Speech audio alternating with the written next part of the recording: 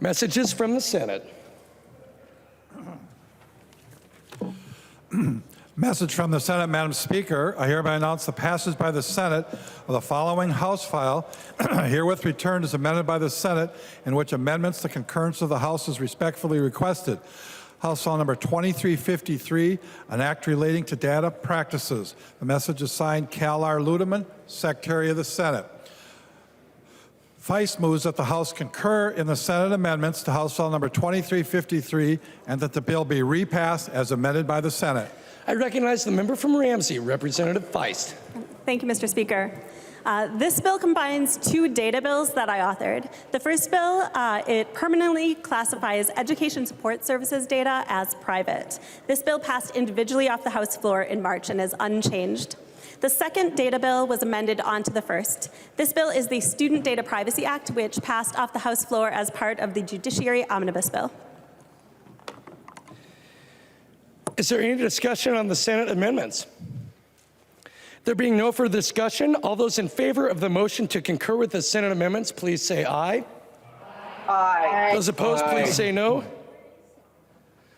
The motion prevails, and the clerk will give the bill its third reading as amended by the Senate. Third reading, House File Number 2353, as amended by the Senate. Third reading is amended by the Senate. Any further discussion? There being no further discussion, I recognize the member from Anoka, Representative Scott. Thank you, Mr. Speaker, and thank you, Representative Feist. I'm glad this bill is finally across the finish line. It started as a Republican bill with Eric Lucero several years ago, as far as the student data piece. And so I'm glad that the hard work paid off and all the stakeholders are on board. I think there's more work to do in the future, but this is a really excellent start to protect our students. Thank you. I recognize the member from Wright, Representative Lucero. Thank you, Mr. Speaker, and I also want to thank Representative Feist. I know she's done incredible work on this. This has been an issue that when I first was elected 8 years ago, introduced a bill, but there are many, many interrelated issues and stakeholders that make this a very difficult conversation. But Representative Feist, through her dedication, was able to get it to the finish line. So thank you for that. But yes, data privacy is something I think most of us in here agree with, that the individuals should be those that are making the decisions on their own data, where it gets transferred to, who data mines it, what they do with it. Especially though when it comes to children. And this bill is a significant step in bringing us closer to empowering parents to make the decisions over their students' data. So thank you again, Mr. Speaker and Representative Feist. Any further discussion? I recognize the member from Ramsey, Representative Feist. Thank you, Mr. Speaker. Since we've already passed the Education Support Services Bill individually, I'd like to take a minute to talk about the Student Data Privacy Act. This version that was sent for concurrence reflects the broad agreement between schools, teachers, students, large tech companies, and it took many, many years, as Representative Lucero mentioned, to get to this point. The Student Data Privacy Act will create uniformity of protections for our students as follows. First, the bill requires that contracts between schools and external technology providers includes provisions that protect access to student data, destroy data upon conclusion of the contract, and that breaches will be disclosed. Second, this bill limits school surveillance of student activities on school-issued devices. A growing body of research has found that this ubiquitous surveillance has negative consequences on students of color, low-income students, LGBTQ students, and neurodivergent students, as well as on student mental health. Notably, numerous exceptions to this provision are incorporated into the bill, including where surveillance is necessary in order to respond to an imminent threat to life or safety. Lastly, this bill will limit the ability of external technology providers to utilize student data for a commercial purpose, including but not limited to advertising and marketing to students and parents. I would like to thank Representative Lucero for introducing this bill many years ago and progressing it through many, many sessions. I would like to thank Chair Becker-Finn, who's not here, who heard this bill in the Commission on Data Practices and the Judiciary Committee and incorporated into the Judiciary Omnibus Bill. I appreciate that she stood by this incredibly complicated, wonky bill. And I would like to thank Representative Scott, with whom I worked extensively on this bill. I truly appreciated your expertise and shared passion for data privacy. So thank you so much. And this has truly been a bipartisan effort. Lastly, I would like to thank the ACLU of Minnesota, which provided the initial inspiration for this bill and steadfastly stood by the important principle that students do not shed their constitutional rights at the schoolhouse gate. And I would urge members to join me in voting yes to concur on this bill. Thank you. The clerk will take the roll.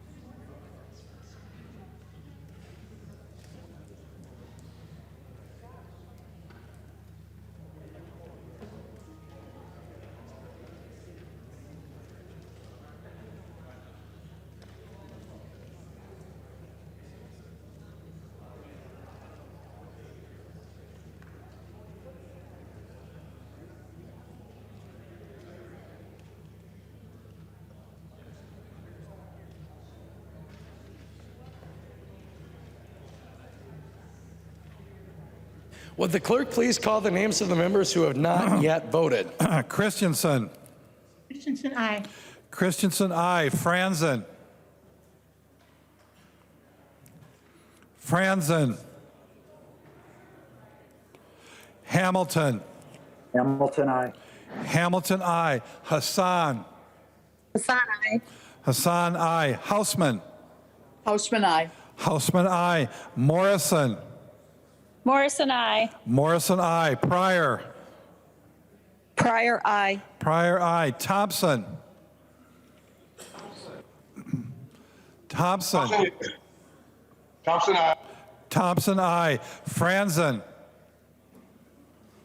Franzen. The clerk will close the roll. Franson, yes. Franzen, aye. So 134.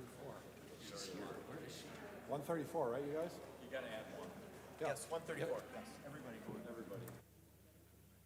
There being 134 ayes and 0 nays,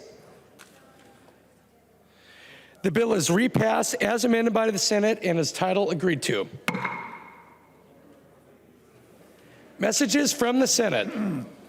A message from the Senate, Madam Speaker. I hereby announce the passage by the Senate of the following House file, herewith returned as amended by the Senate, in which amendments the concurrence of the House is respectfully requested. House file number 3285, an act relating to local government. The message is signed Cal R. Ludeman, Secretary of the Senate. Sandstede moves that the House concur in the Senate amendments to House File number 3285 and that the bill be repassed as amended by the Senate. I recognize a member from St. Louis, Representative Sandstede. Thank you, Mr. Chair and members. That is my motion. The changes from the Senate are simply sentence structure. There is no change in content, so I recommend that we concur. Is there any discussion on the Senate amendments? There being no further discussion, all those in favor of the motion to concur with the Senate amendments, please say aye. Aye. Those opposed, please say no. The motion prevails. The clerk will give the bill its third reading as amended by the Senate. Third reading, House File number 3285, as amended by the Senate. Third reading as amended by the Senate. Any further discussion? I recognize the member from Carver, Representative Nash. Thank you, Mr. Speaker and members. If you'll remember, this is the land auction bill that Representative Sandstede brought. I am still opposed to it. The members of the county in question that may wish to purchase a piece of this land that do not have internet access, they are not notified. They may be longtime county members. We are not affording them an opportunity to purchase this land because they have no internet technology available to them. For that reason, I'm still opposed and would encourage you to vote no. Any further discussion? Mr. Chair. I recognize the member from St. Louis, Representative Sandstede. Thank you, Mr. Chair. Members, in a county like St. Louis County, people would have the ability to access to the internet in a much shorter distance, a much shorter travel time going to a library or another public source than they would have actually making it to the physical auction site. This had the support of our counties, and I would suggest that we pass it again. Thank you, Mr. Speaker. The clerk will take the roll.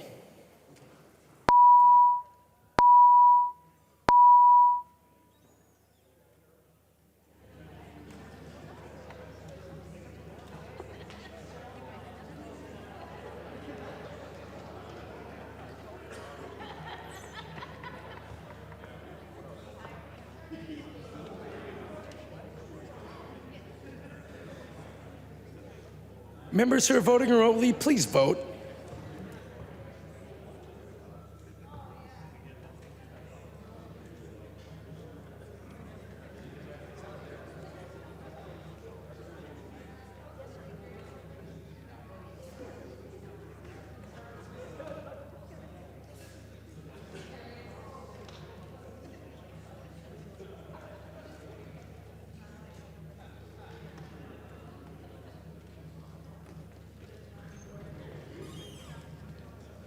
Will the clerk please call the names of members who have not yet voted?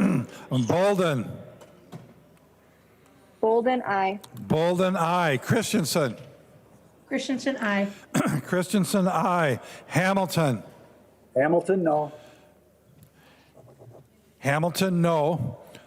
Hassan. Hassan, aye. Hassan, aye. Hausman. Hausman, aye. Hausman, aye. Keel. Keel, no. Tice. Tice. Tice, no. Thompson. Thompson, aye. The clerk will close the roll.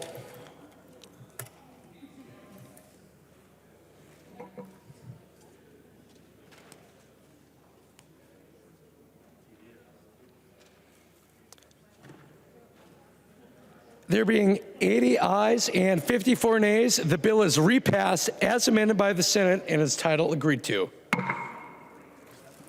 Messages from the Senate. Message from the Senate, Madam Speaker. I hereby announce the passage by the Senate of the following Senate files herewith transmitted. Senate file numbers 1257 and 3338. The message is signed Cal R. Ludeman, Secretary of the Senate. First reading of Senate bills. First reading, Senate file number 1257, an act relating to human services. The bill is being referred to the Committee on Human Services, Finance, and Policy. First reading, Senate file number 3338. Lilly moved that Senate file number 3338 and House file number 4031, now on the General Register, be referred to the Chief Clerk for comparison. Hearing no objection, so ordered.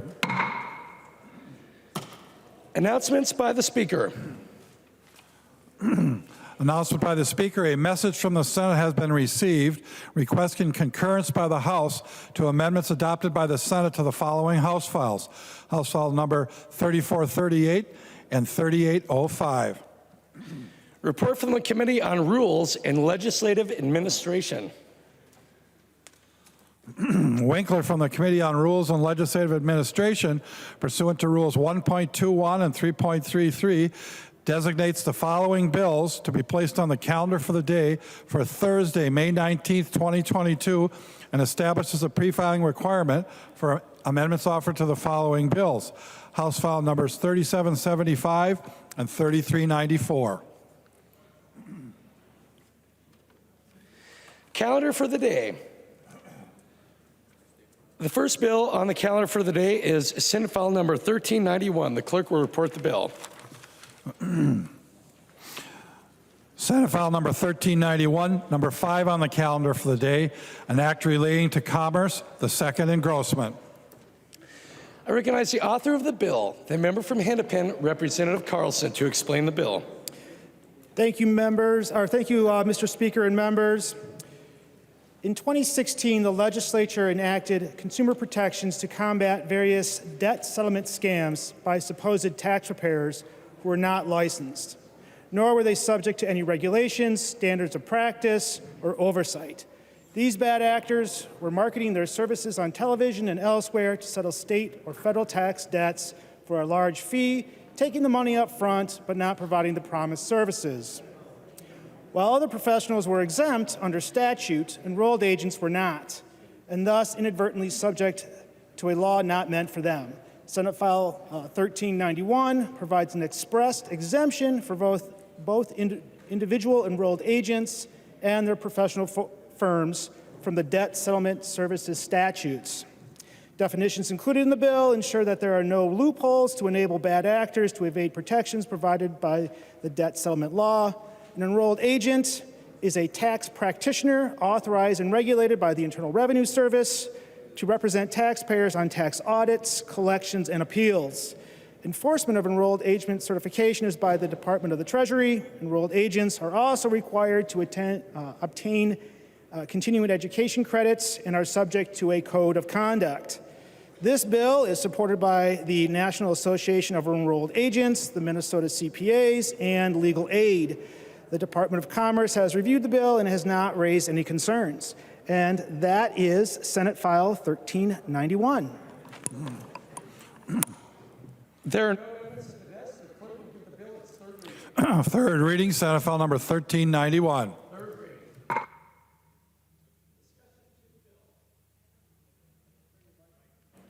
discussion to the bill. I recognize the member from Otter Tail, Representative Rasmusson. Thank you, Mr. Speaker. I'm proud to be a co-author on this bill, and it had no opposition in the Commerce Committee and would recommend that members support it. Thank you. Any further discussion? I recognize the author of the bill, the member from Hennepin, Representative Carlson. Thank you, members. Thank you, Mr. Speaker and members. Representative Rasmusson, this is a good bipartisan bill that corrects past error and would appreciate everyone's support. Thank you. There being no further discussion, the clerk will take the roll.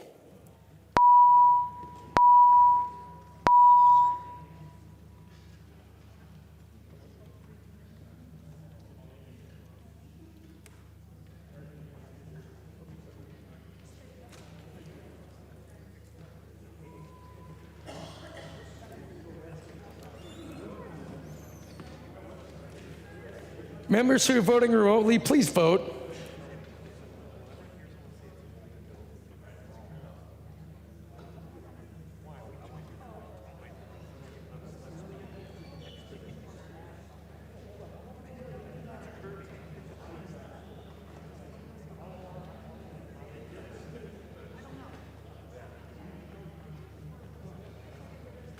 Would the clerk please call the names of members who have not yet voted?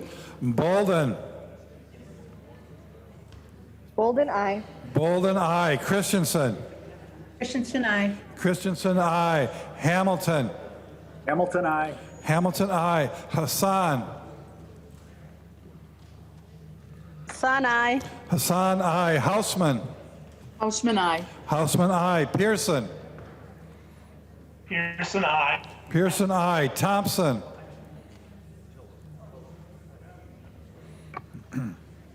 Thompson. Thompson, aye. Thompson, aye. The clerk will close the roll.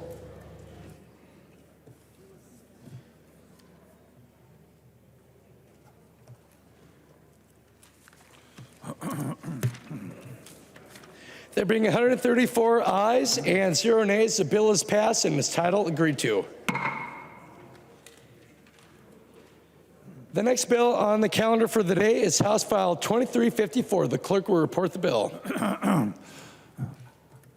House File number 2354, number 1 on the calendar for the day, an act relating to judgments, the first engrossment. I recognize the author of the bill, the member from Ramsey, Representative Feist, to explain the bill. Thank you, Mr. Speaker.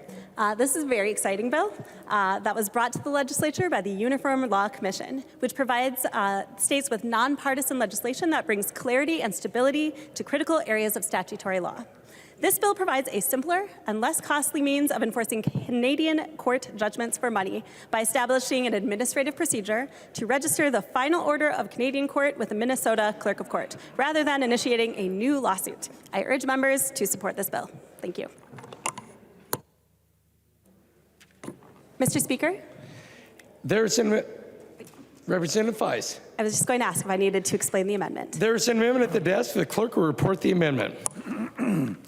Feist moves to amend House File number 2354, the first engrossment. The amendment is coded A2. I recognize the author of the amendment, the member from Ramsey, Representative Feist, to explain the amendment. Thank you, Mr. Speaker. This just aligns the date that this will become effective with the Senate version. Thank you. Any further discussion to the Feist amendment? Seeing none, all those in favor of the amendment, please say aye. Those opposed, please say no. The motion prevails and the amendment is adopted. There are no further amendments at the desk. The clerk will give the bill its third reading. Third reading, House File number 2354, as amended. Third reading. Discussion to the bill. I recognize the author of the bill, the member from Ramsey, Representative Feist. This is a very exciting bill that will make it slightly easier and slightly cheaper to enforce Canadian money judgments in Minnesota. So I think that we should support it. Thank you. The clerk will take the roll.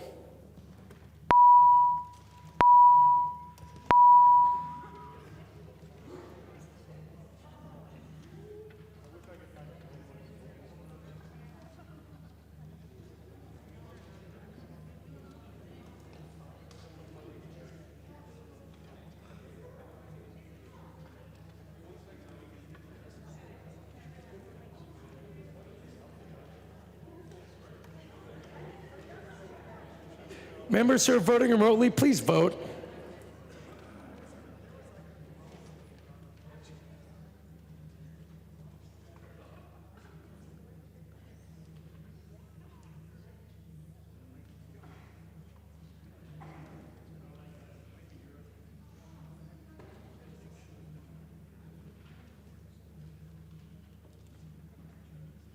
Will the clerk please call the names of members who have not yet voted? Bolden. Bolden, aye. Bolden, aye. Christensen. Christensen, aye. Christensen, aye. Davney. Davney. Hamilton. Hamilton, aye. Hamilton, aye. Hassan. Hassan, aye. Hassan, aye. Hausman. Hausman, aye. Hausman, aye. McDonald. McDonald, no. McDonald, no. Thompson. Thompson, aye. Thompson, aye. Davney. Davney. The clerk will close the roll.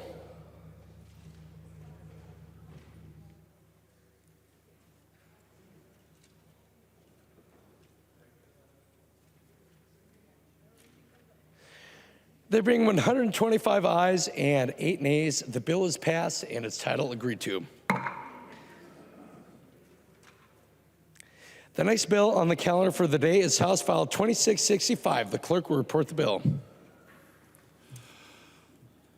House File number 2665, number 2 on the calendar for the day, an act relating to courts, the first engrossment. I recognize the member from Ramsey, Representative Hollins, to explain the bill. Thank you, Mr. Speaker, and thank you, members. This is a very small bill that will have a very large impact for a set number of people. It could, in fact, be life-changing for those individuals. Emancipated youth often seek protection from unsafe circumstances such as stalking and harassment from adults who are pursuing them, often for sex or exploitation.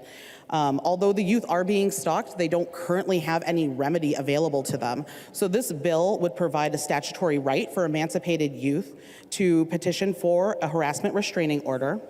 It requires the court to find that the harassment restraining order is in the emancipated youth's best interest. And it requires a finding that the minor is in fact emancipated, and it also codifies the definition of emancipation. It's a very solid bipartisan bill, and I would hope that you would support it. Thank you. There are no amendments at the desk. The clerk will give the bill its third reading. Third reading, House File Number 2665. Third reading. Discussion to the bill. I recognize the author of the bill, the member from Ramsey, Representative Hollins. Thank you, Mr. Speaker, and thank you, members. I wanted to give a special thanks to Representative Novotny, who used his expertise in this area to help guide us in how to define emancipated. I think we had a lot of experts who were weighing in on this, but he actually had the right answer and helped us get the language really tight and correct, and I appreciated his support in that. I also wanted to thank Ron Elwood and Mid-Minnesota Legal Aid for their support and their work on this bill. I know that it is especially meaningful to their folks who work with youth, and I thank you for hearing this bill. Any further discussion? Seeing none, the clerk will take the roll.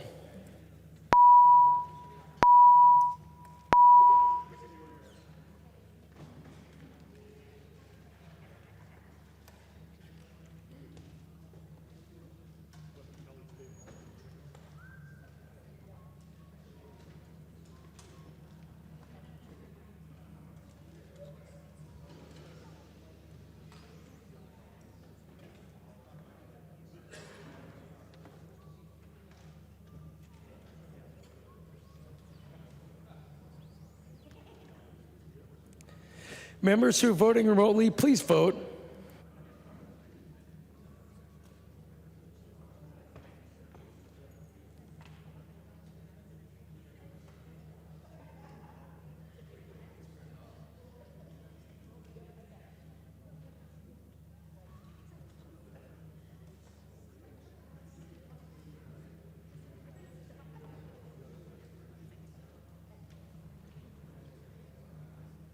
Will the clerk please call the names of members who have not yet voted? Bolden.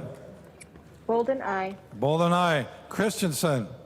Christensen, aye. Christensen, aye. Gruenhagen. Gruenhagen. Hamilton. Hamilton, aye. Hamilton, aye. Hassan. Hassan, aye. Hassan, aye. Hausman. Hausman, aye. Hausman, aye. McDonald. McDonald, aye. McDonald, aye. Thompson. Thompson, aye. Thompson, aye. Speaker Hartman. Speaker Hartman. Gruenhagen. Gruenhagen. Speaker Hartman. Speaker Hartman. The clerk will close the roll.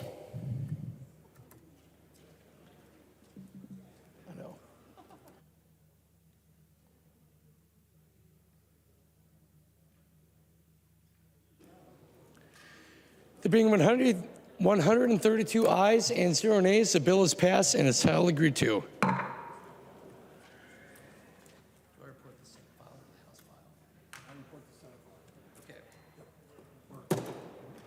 The next bill on the calendar for today is Senate File 3850. The clerk will report the bill. Senate File Number 3850, number 3 on the calendar for the day, an act relating to civil law.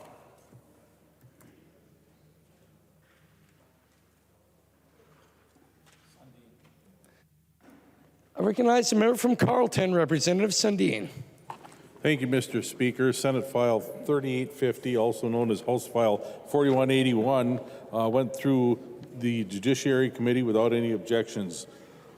This deals with Minnesota Statute 604 relating to indemnity agreements for design professionals. What this bill does, it clarifies the insurance coverage issues that they're having in contract negotiations.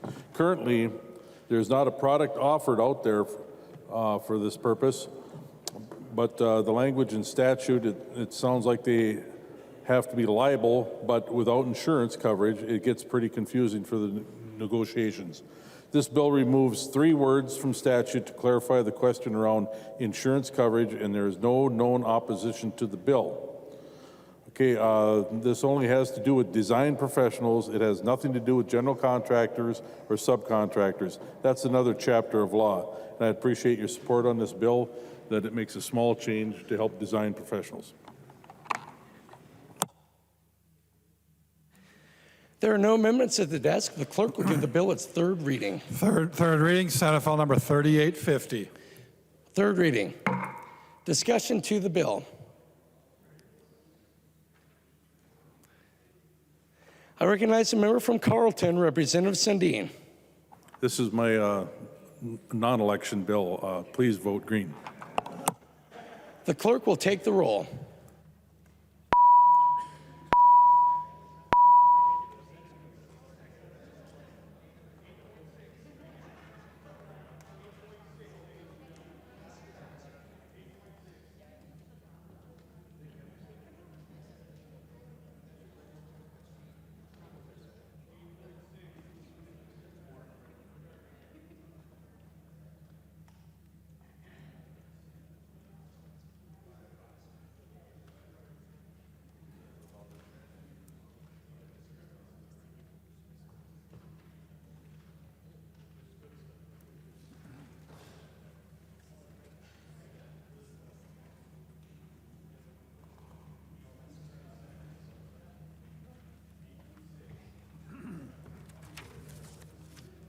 Will the clerk please call the names of members who have not yet voted? Bolden.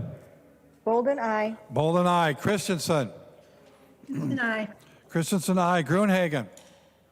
Gruenhagen, aye. Hamilton. Hamilton, aye.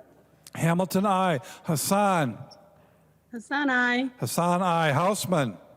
Hausman, aye. Hausman, aye. McDonald. McDonald, aye. McDonald, aye. Thompson. Thompson, aye. Thompson, aye. The clerk will close the roll.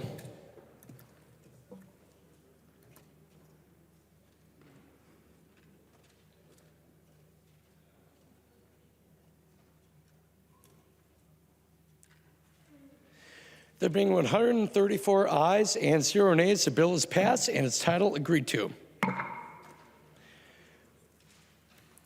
The next bill on the calendar for today is House File 1829. The clerk will report the bill.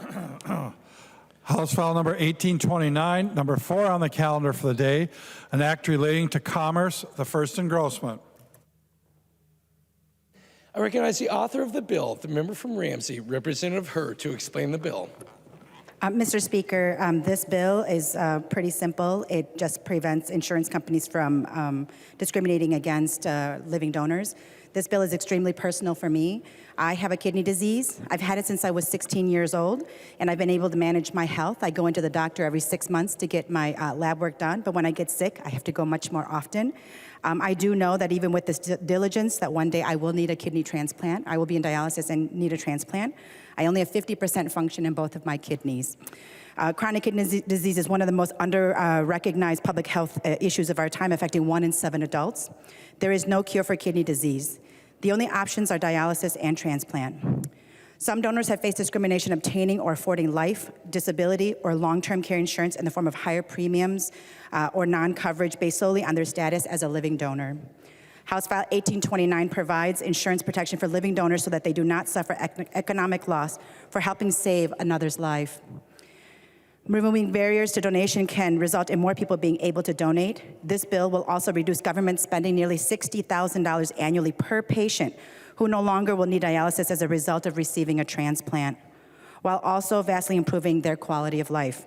We must protect our heroes, living donors, who have selfishly given the gift of life by donating their kidneys or other organs to support people's lives. Members, I ask for your support. There are no amendments at the desk. The clerk will give the bill its third reading. Third reading, House File Number 1829. Third reading. Discussion to the bill. I recognize the author of the bill, the member from Ramsey, Representative Herr. Thank you, Mr. Speaker. And I just want to say really quick thank you to the National Kidney Foundation and the Minnesota chapter for bringing this bill forward. It does have bipartisan support. It is a good bill, and I ask for your green vote today. There being no further discussion, the clerk will take the roll.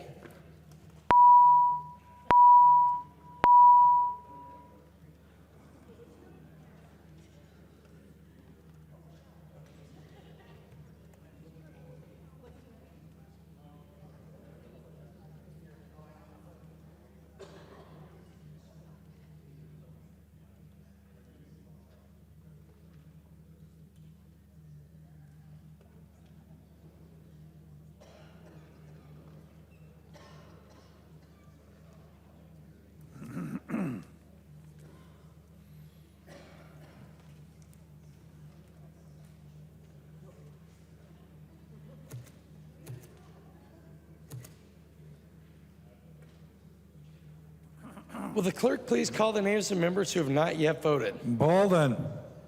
Bolden, aye. Bolden, aye. Christensen. Christensen, aye. Christensen, aye. Hamilton. Hamilton, aye. Hamilton, aye. Hassan. Doesn't matter. And it's looking like more. Hassan, aye. Hassan, aye. Houseman.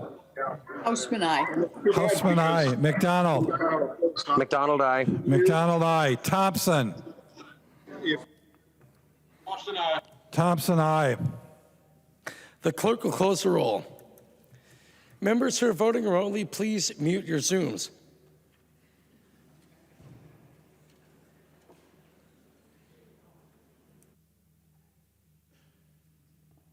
There being 126 ayes and 8 nays, the bill is passed and its title agreed to.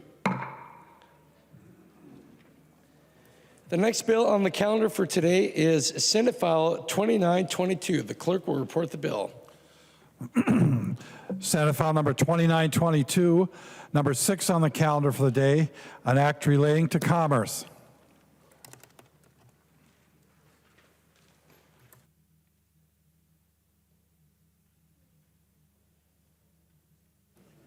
I recognize the author of the bill, the member from Otter Tail, Representative Rasmusson. Would you like to get the bill in the shape that you would like it?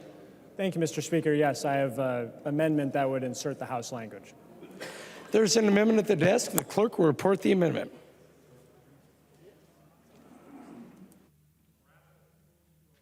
Senate File Number 2922 as follows. The amendment is coded DEA 4048.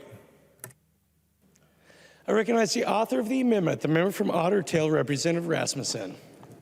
Thank you, Mr. Speaker. This simply inserts the House language that we heard in the House Commerce Committee. I would ask for member support. All those in favor of the Rasmusson amendment, please say aye. All those opposed, please say no. The motion prevails and the amendment is adopted. Representative Rasmusson, please explain the bill. Thank you, Mr. Speaker. This is a simple bill that allows debt collection professionals to work from home in Minnesota.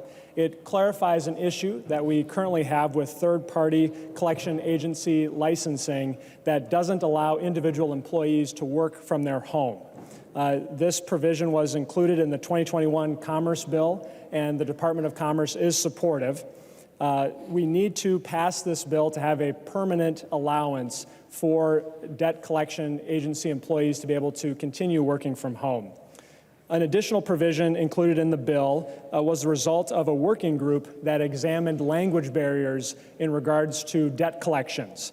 The stakeholders agreed to add a disclosure that provides debtors with information on how to access financial counseling services in 6 of the most common languages here in Minnesota.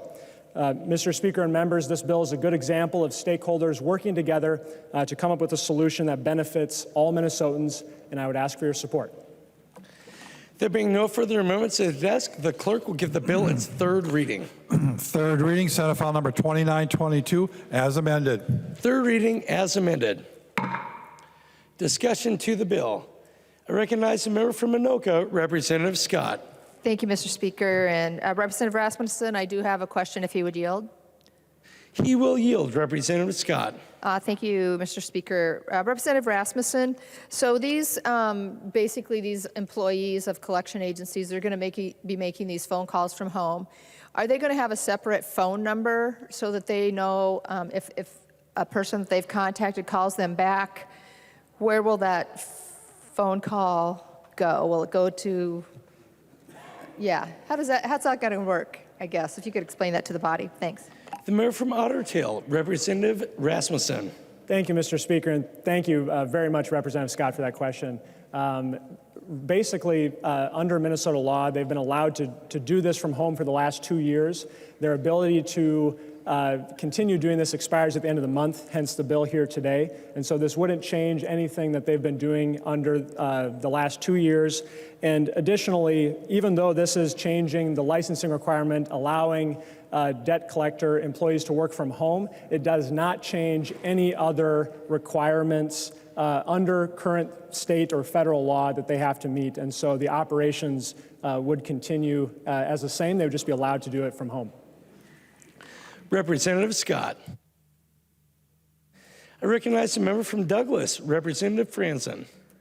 Mr. Speaker, would Representative Rasmusson yield for a question? He will yield, Representative Franson. Thank you, Mr. Speaker. Representative Rasmusson, you know, your bill is very important. You know, a lot of people are having some struggles right now in the Biden-Walz economy. So I'm wondering, have the cases for collections gone up during this time? Can you give us a little background on the need to work from home? I recognize the member from Otter Tail, Representative Rasmusson. Thank you, Mr. Speaker, and thank you, Representative Franson, for the question. I do not know what has happened to the number of collections, but I will look into that. However, this will allow debt collection employees to avoid high gas prices that they need to commute into work, and will allow them to work from home. So I do think this bill will help with the inflationary pressures that we're seeing in the economy. Representative Franson.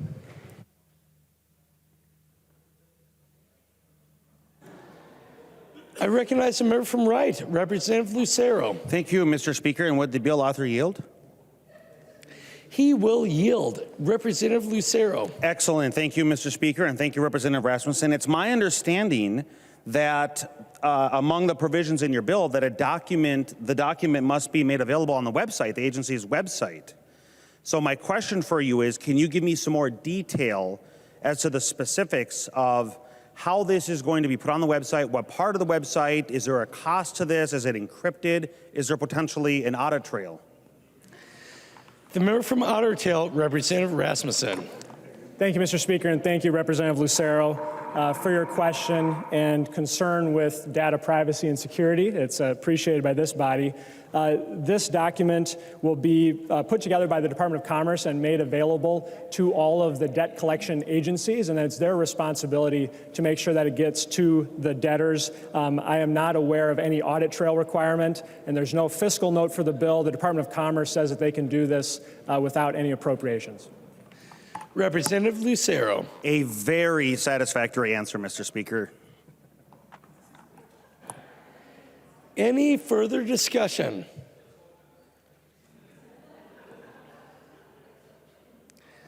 I recognize the member from Carver, Representative Bowe. Thank you, Mr. Speaker. Would the author of the bill yield for a question? She will yield, Representative Bowe. He will yield, sorry, Representative Bowe. Thank you, Madam Speaker. Okay. So I must admit, I've never gotten a collection agency call, but I wonder if we have employees of the collection agencies working remotely, what shows up on caller ID when that person receives that call? Does it somehow go through the phone system of the company so that is identified, or how do they know who's calling and about what? Thank you. Representative Rasmusson. Thank you, Mr. Speaker, and thank you, Representative Bowe. It would be the same as it is currently. This bill only allows the collection agency employees to do the same work under the same rules and regulations, just allows them to operate from their home. So it would be the same caller ID as it is today. Representative Bowe. Thank you. I recognize the member from Scott, Representative Albright. Thank you, Mr. Speaker. I'm wondering if Representative Rasmusson would yield for a question. He will yield. Representative Albright. Representative Rasmusson, I'm looking over the finer granular detail of your bill, and I note that the languages that are going to be specified online don't include being 17. Mai, which is the National Norwegian Day of Independence. For those who haven't talked to me today, thank you very much. This is where we drove the Swedes out of Norway and reclaimed our right to this lutefisk recipe. So my question, Mr. Speaker, and to the author of the bill is, why is Norwegian not going to be on the list of these that are included on the website, if you would yield? The member from Otter Tail, Representative Rasmusson. Thank you, Mr. Speaker, and thank you, Representative Albright. The 6 languages that are included are the most commonly spoken languages here in the state of Minnesota. Unfortunately, Norwegian did not make the cut this year. However, as a fellow Norwegian, I'm committed to continue to work with stakeholders and see if perhaps in the next session that's something that we could look at. Representative Albright. Thank you, Mr. Speaker, and I'll defer to my brother in arms, the member from Carver. To the member from Carver, Representative Nash. Thank you, Mr. Speaker. Would the author yield? He will yield. Representative Nash. Representative or Senator Rasmusson, can you tell us, I did not see in any of the details, I'm sure there's a fiscal cost to this, having to go through the department. I don't remember hearing this in Ways and Means, and perhaps a re-referral would be in order if there is more than the de minimis price. Could you tell us what that is? And I might look for Representative Moran. She might want to have this back in committee, if you could tell us. Representative Rasmusson. Thank you, Mr. Speaker, and thank you, Representative Nash, for your concern over the fiscal impact of this bill. There is no fiscal cost, and the Department of Commerce has said that they do not need any additional appropriations to implement the policy in this bill. Representative Nash. Well, I'm shocked. I had a bill that was $3,000 in cost, and it was in Ways and Means, and I was grateful for that. But if it's more than $3,000, I think we might want to make a referral back to Ways and Means. But, you know, with that friendly look I'm getting from you, perhaps maybe not, but thank you. Any further discussion to the bill?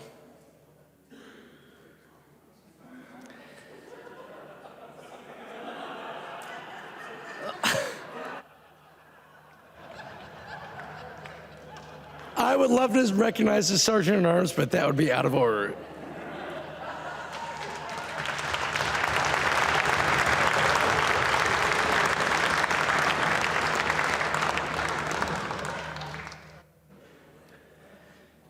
Any further discussion to the bill? I recognize the author of the bill, the member from Otter Tail, Representative Rasmusson. Thank you, Mr. Speaker, and members. I appreciate the robust discussion on this important piece of legislation here today. This bill is going to allow collection agency employees to be able to work from home, and will also help Minnesota consumers have access to important information on financial counseling services. It's a good bill, and I would encourage your support. The clerk will take the roll.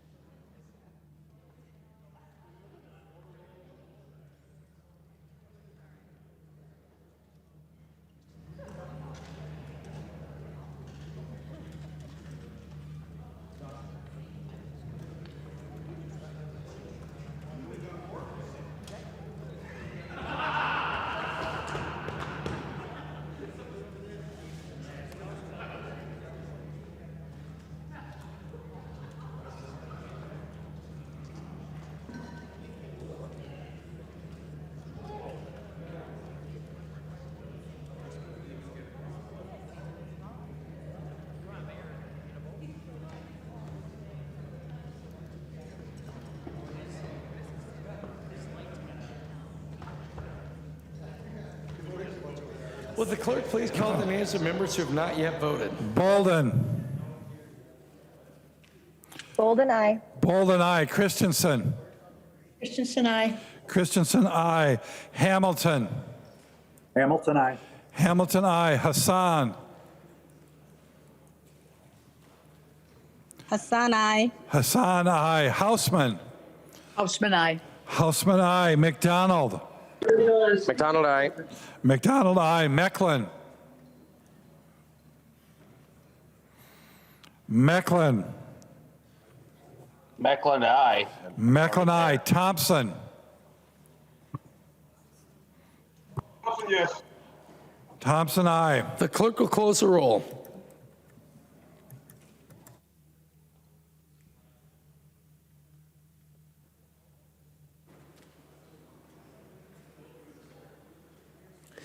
There being 120 ayes and 5 nays, the bill is passed and it's all agreed to. Motions and resolutions.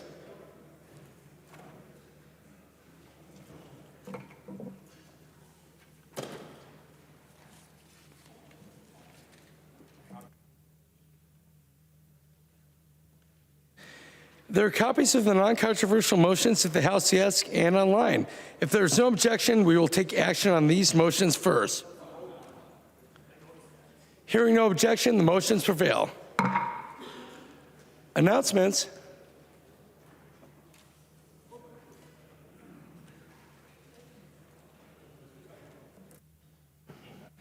I recognize a member from Carlton, Representative Sundin. Thank you, Mr. Speaker. Tomorrow evening at Mancini's, the Minnesota State Building Trades will be hosting a reception for all those that can attend. It'll take place between 4 and 6 p.m. and all the legislators are welcome. Please come and join the building trades. These are people that support a lot of us, and they'd really love to see you down there. Mancini's between 4 and 6 tomorrow evening. Thank you. Any further announcements? I recognize the member from Sandstede, Representative Johnson. Mr. Speaker, members, on October 1st, 1961, Congress authorized the President to designate May 15th to honor peace officers across this country. President John F. Kennedy signed that into law on October 1st, 1962, and this resolution into law that we are about to read today. These are the same words that John F. Kennedy signed into law, honoring peace officers that gave the ultimate sacrifice to protect the citizens of this country and of Minnesota. It also marks the week of May 11th through the 17th as National Police Week, with May 15th as National Police Memorial Day. For those of you who don't know, since Minnesota has become a state, we have lost 298 peace officers in the line of duty. That's 298 too many. And it saddens me to say that last Sunday we added 5 more names to that wall of honor. The resolution goes as such: recognizing the week of May 11th through 17, 2022 as Police Week and May 15th as Peace Officers Memorial Day. Whereas the police officers of the United States of America who have worked devotedly and selfishly on behalf of the people of this nation, regardless of the perils or hazards to themselves, and I recognize the member from Hennepin, Representative Elson. Whereas these officers have safeguarded the lives and property of their fellow Americans, and the member from Clearwater, Representative Grossell. Whereas by the enforcement of our laws, those same officers have given our country internal freedom from fear of the violence and evil disorder that is presently affecting other nations, and the member from Dakota, Representative Hewitt. Whereas these men and women, by their patriotic service and their dedicated efforts have earned gratitude of the state of Minnesota. Now, therefore, The member for Sherburne, Representative Novotny. Be it resolved by the House of Representatives of the state of Minnesota that it recognize the week of May 11th to 17th, 2022 as Police Week in honor of the service given by the men and women who, night and day, stand guard in our midst to protect us through enforcement of our laws, and by May 15th, 2022 as Peace Officers Memorial Day in honor of officers that have been killed or disabled in the line of duty, and urges all Minnesotans to recognize and support police officers in their communities. The member for Sandstede, Representative Johnson. be it further resolved that the Chief Clerk of the House of Representatives be directed to prepare and enroll a copy of this resolution to be authenticated by his signature and that of the Speaker and transmitted to the Minnesota Law Enforcement Memorial Association, dated May 15th, 2022.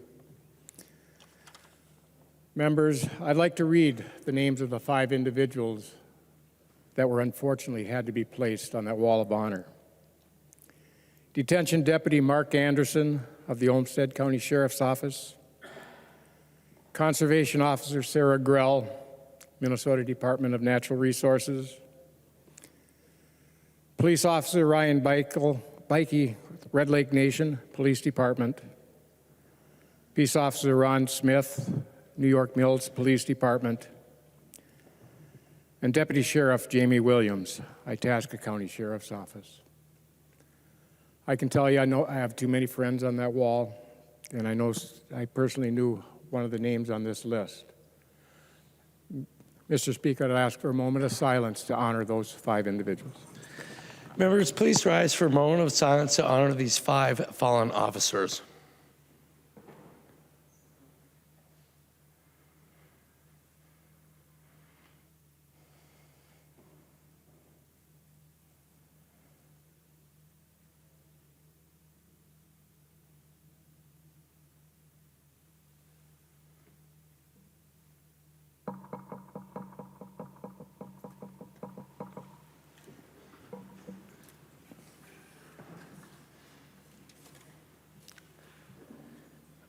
I recognize the member from Dakota, Representative Richardson. Thank you, Mr. Speaker. The devastating news out of Buffalo, New York this weekend is another example of the unrelenting trauma our communities have experienced for centuries. There are no words to express the profound grief and pain, with 10 innocent people brutally killed, 3 innocent people injured, and a surrounding Black community forever changed, all motivated by senseless hate. As reports continue to come out, it's alleged that the suspect published a 180-page document that repeats a series of white supremacist ideologies and racist conspiracy theories referred to as the Great Replacement as justification for a premeditated plan to search out Black people and murder them. It's further alleged that he drove more than 200 miles and sought a site with a high Black population to carry out the terrorist attack to take as many lives as possible. Reports have stated that the N-word was visibly emblazoned on the barrel of the gun as the massacre was filmed, and there are allegations that he apologized to a white person for almost shooting them before moving on to attack Black shoppers in the store. In 2020, the Minnesota House became the first legislative body in the nation to declare racism a public health crisis with the passage of House Resolution 1, creating the House Committee on Racial Justice. One of the reasons we say racism is a public health crisis is because we have watched Black people in our communities targeted for the color of their skin with deadly consequences in our lifetimes. When we talk about the trauma and turmoil Black people have experienced in this country, we often gloss over the legacy of mass killings of Black people motivated by hate and anti-Black rhetoric. Whether we are looking historically at the horrific massacre in the Tulsa community of Greenwood, where more than 300 Black Americans were killed, or the more recent massacre in Charleston, South Carolina, where 9 Black people were killed during a Bible study at the Emmanuel African Methodist Episcopal Church. The trauma and terror continue for our communities. These type of hate crimes, too numerous to name all, are designed to send a message to the entire Black community that you are a target for the immutable characteristic of the color of your skin, that you're unwelcome, you're not valued, you are hated, and you and your loved ones are not safe. Mass killings of Black people motivated by hate have a long history in this country, and we must remember behind these heartbreaking headlines, there are real people and real families devastated. Today, we remember and honor Aaron Salter, a 55-year-old beloved community member, a father, a security guard, who remembered the shoppers of Tops Friendly Market by name. He was a retired Buffalo police officer, and he has been described as a true hero who saved lives. He went towards the fight. 53-year-old Andre McNeil was in town visiting relatives and was picking up a surprise birthday cake for his grandson. He never came home. He was a loving and caring person who was always there for his family. Ruth Whitfield was 86, a beloved wife, mother, and grandmother. She was also the mother of the retired Buffalo Fire Commissioner and primary caretaker of her husband, and she was coming back visiting him at a nursing home when she was killed. She was the glue that held her family together. Pearl Young was 77. She was a member of Good Samaritan Church of God in Christ for over 50 years. She was a family person and loved being happy and making others happy. She ran a weekly food pantry. She was a mother, a grandmother, and a missionary. Roberta Drury was 32. She had recently returned home to help her brother recover from a bone marrow transplant. She often shopped for her brother and his family as he recovered from leukemia. She had the ability to make the whole room smile and laugh. Catherine Macy was 72. Her family called her a beautiful soul. She was a writer for local Buffalo newspapers and a member of a community group called Women Warriors, working to tackle youth violence, and had organized mask and PPE drives in Buffalo. Hayward Patterson, 67, was a deacon at a nearby church. He stopped by the church soup kitchen before heading to the supermarket, where he offered informal taxi service, driving people home with their bags. A pastor from his church shared, from what he understood, he was assisting someone putting groceries in their car when he was shot and killed. He was a man that loved the community just as much as he loved the church. Celestine Cheney was 65, a breast cancer survivor whose family encouraged people to wear pink ribbons in her honor. She was a grandmother to 6 and a great-grandmother. Her family described her as the sweetest person you would ever meet. Marcus Morrison was 52 years old and from Buffalo. He was the father of 3 children. Geraldine Talley was 62 years old and from Buffalo. We also remember Zaire Goodman, 26, Jennifer Warrington, 50, and Christopher Braden, 55, who were wounded in the attack. Members, I leave you with the question: what will you commit to doing to ensure that our state is not a safe harbor for white supremacist ideology or hate? Thank you, Mr. Speaker. I yield my time to Representative Frazier. I recognize the member from Hennepin, Representative Frazier. Thank you, Chair Richardson, for that overview and for recognizing all of those individuals that lost their lives in Buffalo. Members, I rise because this was a tough weekend for me. I actually spent the time with my kids and my wife up in Morris for a graduation ceremony for part of the day.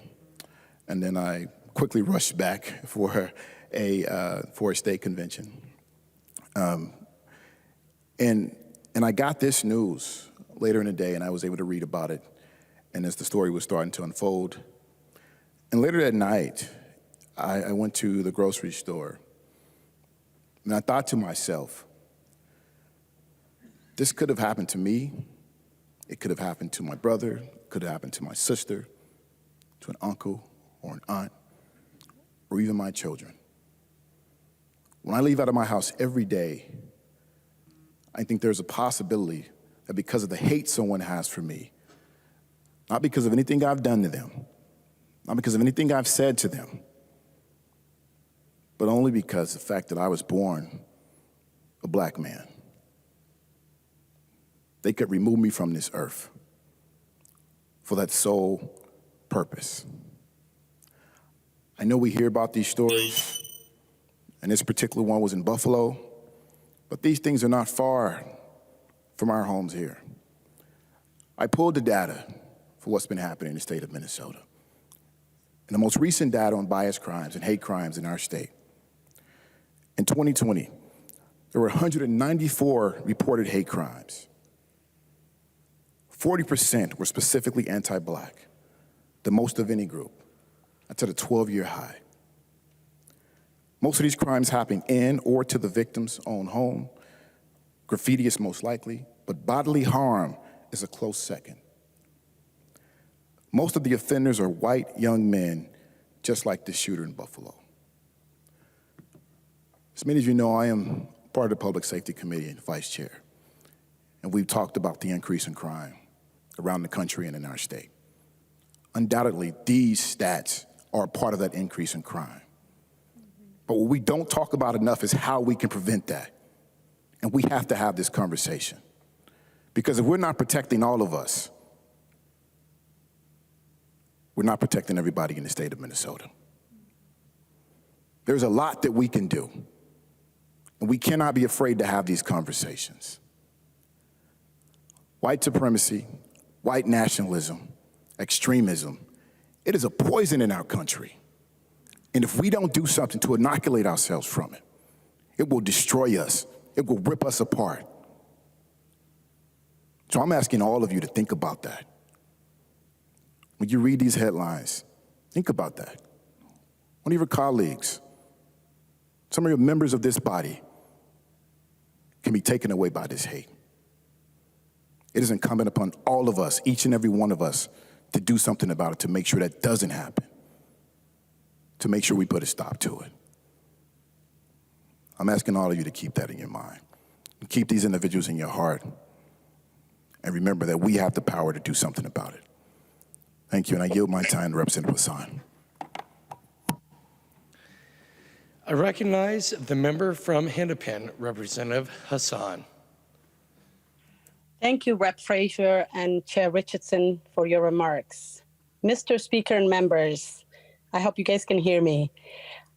I rise today to take a moment to honor the lives lost in Buffalo shooting. My heart is heavy with the victims, their loved ones, and the entire Buffalo community, which has been traumatized by these events. According to data, hate crimes have been increasing in the U.S. almost every year since 2014. Campaign groups warned this comes amid rising bigotry and racist rhetoric. Data shows nearly 7% rise in religious-based hate crimes, with a 14% increase in crimes targeting Jewish people or Jewish institutions. It's also found that anti-Latino hate crime rose about 8.7%. Black people were targeted in hate crimes more than any other group in the U.S., and hate crimes against our Asian community increased about 11% in suspected hate crimes reported to police across dozens of America's largest cities. Let me say this again. Let me repeat.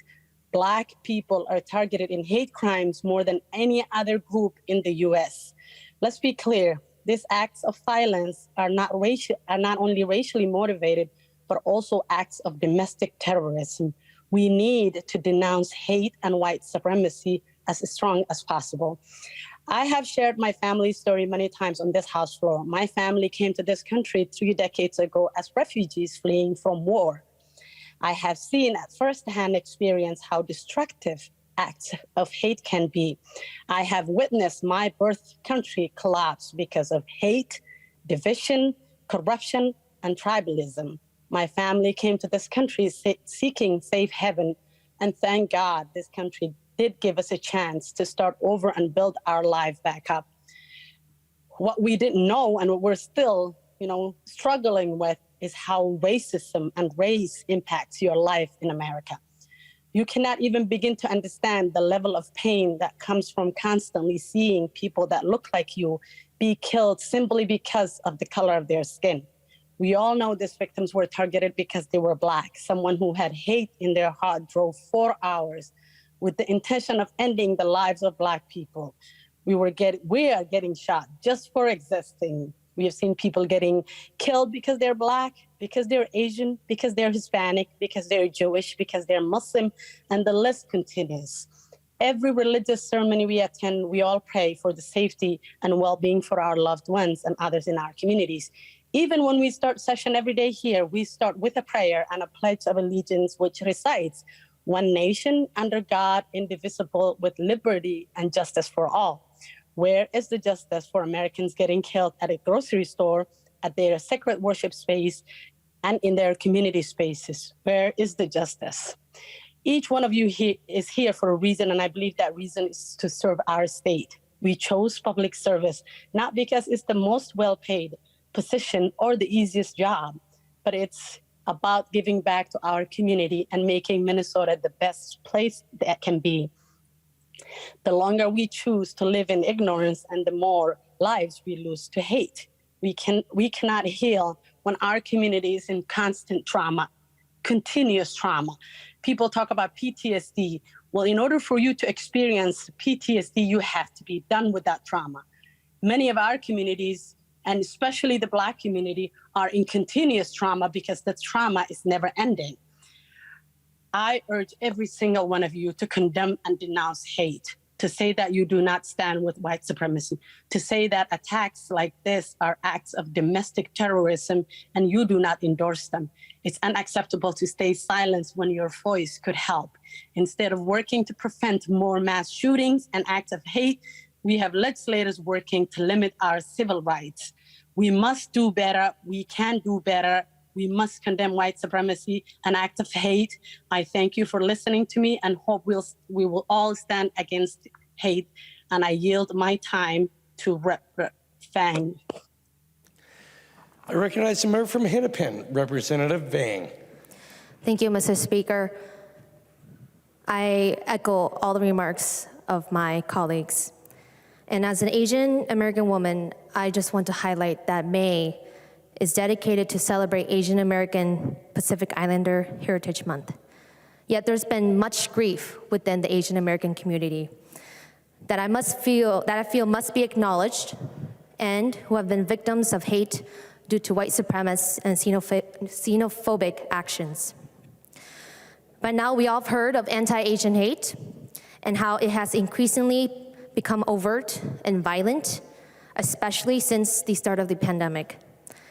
Just this last Sunday in Southern California, a gunman shot at a Taiwanese church, killing 1 and injuring 5. Earlier this year in New York City, 2 Asian women killed within a month apart. Christina Yunali stabbed 40 times in her apartment, and Michelle Go pushed in front of an upcoming train. In Indianapolis, a shooting at a FedEx facility. A former coworker killed 8 people, including 4 Sikh Americans. Last Wednesday in Dallas, at a Korean-owned hair salon, where the gunman openly fired and injured 3 Korean women. And yet authorities were quick to say that it was not a hate crime or racially motivated. This is similar to what happened last year in the shooting at a spa in Atlanta, killing 8 people, 6 of them Asian women. Yet also, authorities were quick to dismiss it as a hate crime by simply excusing the gunman's sex addiction as an attempt for him to eliminate his temptations. When we don't call out hate when it happens, it spreads like a virus. This is not the first time Asian Americans have been attacked because of the color of our skin. And in the year of 2022, it is happening right in front of our eyes. We must not minimize hate. We must not dismiss hate. Racism against Asian Americans exists and continues to run its course. Racism has its dark roots in white supremacy. White people must also speak out against hate. It shouldn't have to fall on Black and brown people when we have never created racism in the first place. We must work together to end hate. Mr. Speaker, I yield my time to Representative Moran. I recognize the member from Ramsey, Representative Moran. Mr. Speaker and members, I really struggled today as I thought about this moment, standing up to speak about hate, standing up to speak about white supremacy, and the impact it continues to have on African Americans in this country, people of color in this country. Today you see me standing here, right, as a state representative, hopefully as a mother, a grandmother, a sister, an aunt, a friend. But I can easily walk out this door, go to the grocery store, or go to my car and can be targeted and killed for no other reason but because of the color of my skin. And it's different when we talk about someone and say, you know, I had this person, you had a reason for not liking someone or disagreeing with someone or even hating someone because they did something to you or something happened. But when you have not did nothing, if you have done everything and all things right, and you're a target because of the color of your skin, it's heavy, it's heartbreaking. And it really causes a lot of worry as a mother, as a community member. And so we have to look at hate. All of us. It is not incumbent on us as people of color, as African Americans, to stop this evil. The FBI hate crimes are the highest priority of the FBI civil rights program. The number one priority. It is devastating our country. And so I'm going to repeat some words that we heard earlier from Representative Richardson to say that there are no words to express the profound grief and pain with 10 innocent people brutally killed, 3 innocent people injured, and a surrounding predominantly Black community forever changed, all motivated by senseless hate. As the report continues to come out, it is alleged that the suspect published a 180-page document that repeats a series of white supremacist ideologies and racist conspiracy theories referred to as the Great Replacement, as justification for a premeditated plan to search out Black people and murder them.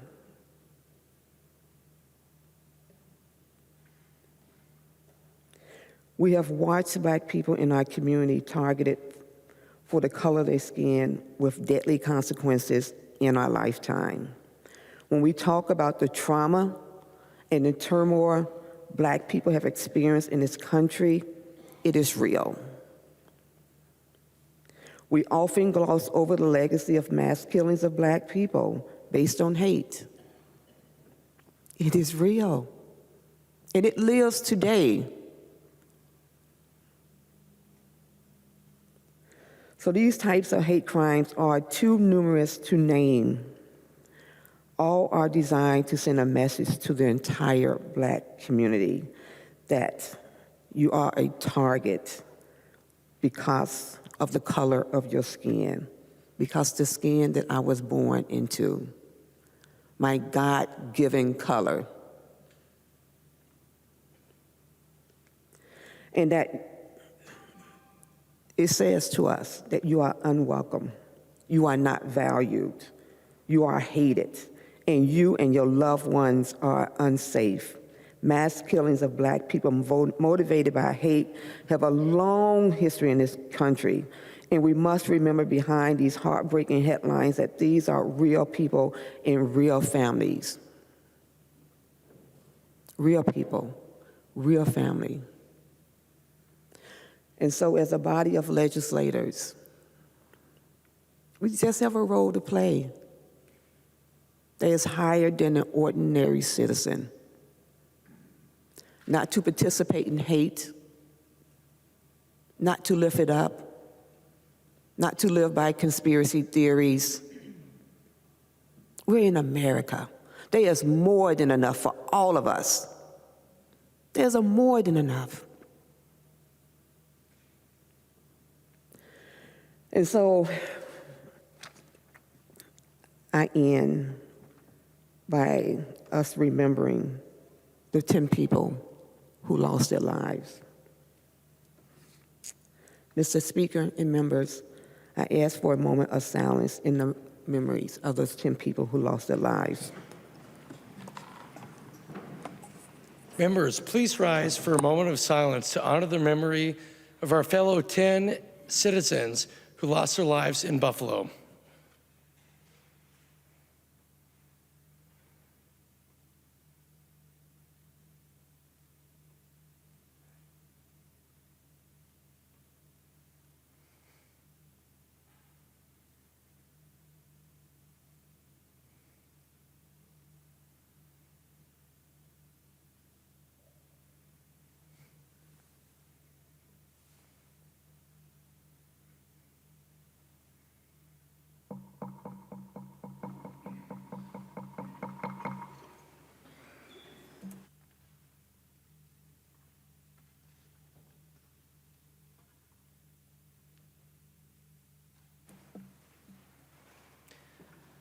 Announcements.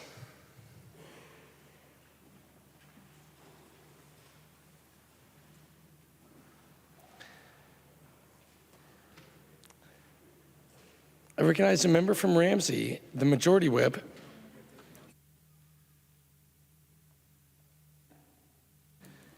Announcements by the Speaker.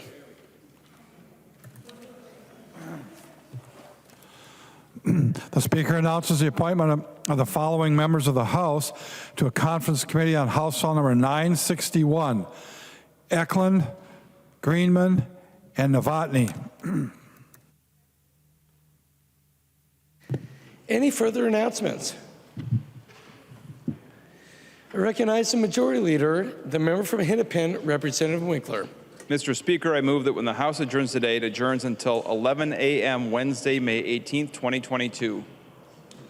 Representative Winkler moves that when the House adjourns today, it adjourns until 11 a.m. Wednesday, May 18th, 2022. All those in favor, please say aye. Aye. Those opposed, please say no. The motion prevails. Representative Winkler. Mr. Speaker, let the record show there was a lot of grumbling, and I move that the House do now adjourn. Representative Winkler moves that despite all the grumbling, the House do now adjourn. All those in favor, please say aye. Aye. Those opposed, please say no. The motion prevails and the House stands adjourned until 11 a.m. Wednesday, May 18th, 2022.